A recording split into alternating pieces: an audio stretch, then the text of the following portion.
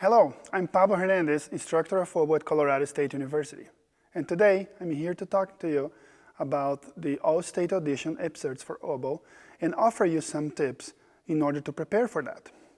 Before we dig into the episodes, I would like to mention that it's not so common in the past years that you see the scales being required with specific rhythm and articulation. So make sure that you practice your scales with the specific requirements that you see on this year's audition.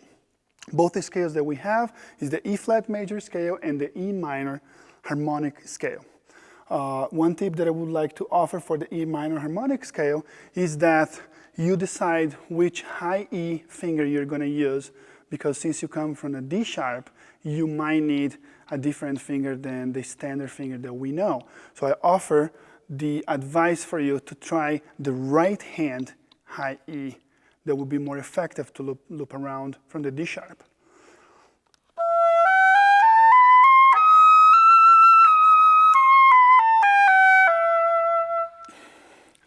Feel free to experiment with that and let me know if you have any questions about that. Now, when preparing the first episode of your audition, you will see that every time we play an etude, you will ask us to demonstrate some ability in playing the oboe. In this one is actually a very technical episode.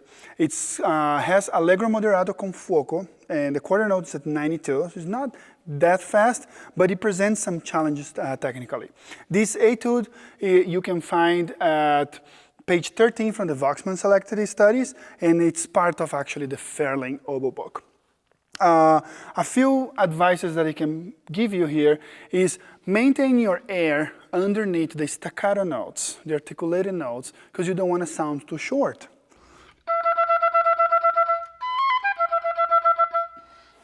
The second advice is try to map out where you're going to create some crescendos and decrescendos, because the study says allegro moderato con fuoco, which means moderately quick with fire. So you need to create a sense of urge while you're playing the lines. Another thing that it's worth mentioning is for something technically challenging like this, you want to be creative learning the notes and be able to play that very clean. So one thing that you can do, because we have mostly 16 notes throughout the study, is actually change the rhythm, playing long and short and short and long, in order to master some of these passages.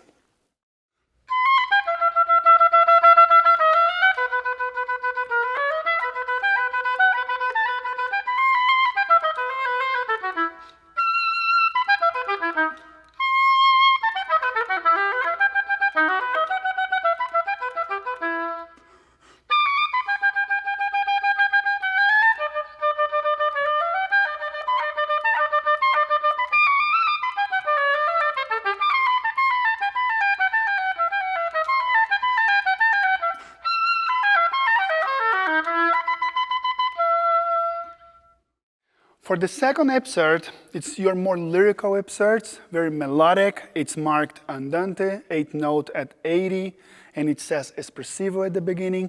You want to use your air to create your crescendos, decrescendos, to add vibrato when appropriate, to have your phrase and to say something with this melody. The tempo mark is 80 at the 8th note, and that's just an approximate. You can play a little slow if you want, you can play a little faster. It says andante, which has a walking quality to it. So make sure you don't play too slow, because you want to give that feeling of moving along. For the expression, I will advise you to use vibrato, especially on the longer notes, to carry your listening ear to the next note and not feel static. Make sure that you work on the ornaments for measure 2 and measure 18. They're two different ornaments. The first one on measure 2 is a turn. You see that little S on the horizontal, and that means that we're going to use the written note of F as our bass note. And we're going to play the note above it, coming back to F, playing E, the note below it, and finishing on F. Like this. The second ornament is the trill on measure 18. You have two options. You can use your left hand or your right hand to play the trill. Try both and see what you feel more comfortable with. When talking about the rhythms of this etude, observe that we have 16 notes, we have 30 seconds, and we also have triplets on the 16 notes. A good thing to do to practice this is put your metronome on the 8th note where you want to play the upsert and play those different rhythms one after the other to have a sense of how that change your perception with the beat.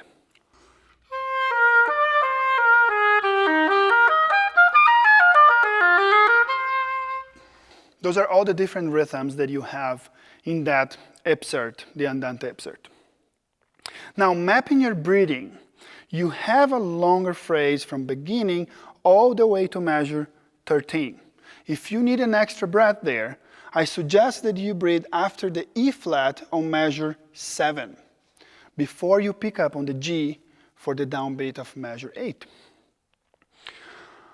Not only mapping your breathing is important, but also mapping the fingers you're going to use. There's 2 measures here that I see an issue with the F. Measure 9 is the first one, where you come from a D, you have to play an F, and then you play an E flat. And then you have to play also the scale down, again, using either a forked F or a left F. I suggest you use forked F, unless, because it's slow and you think that your forked F is changing the tone that you're playing, the other notes that you're playing, you want to experiment with the left. And I'll let you to decide what works better for you. Now the measure 17 is a little different because we come from an A flat. It makes very hard to use the left F. So I highly recommend here that you use forked F and you work with the forked F there.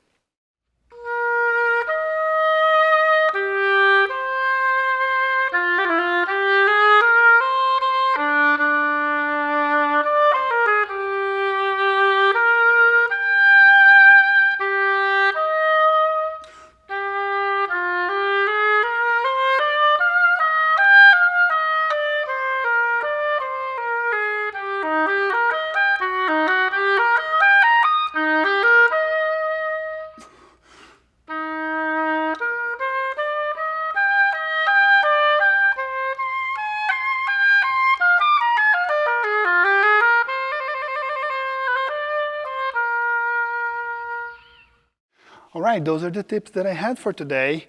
I would love to hear from you. If you have any questions or you need any feedback, you can find my email below.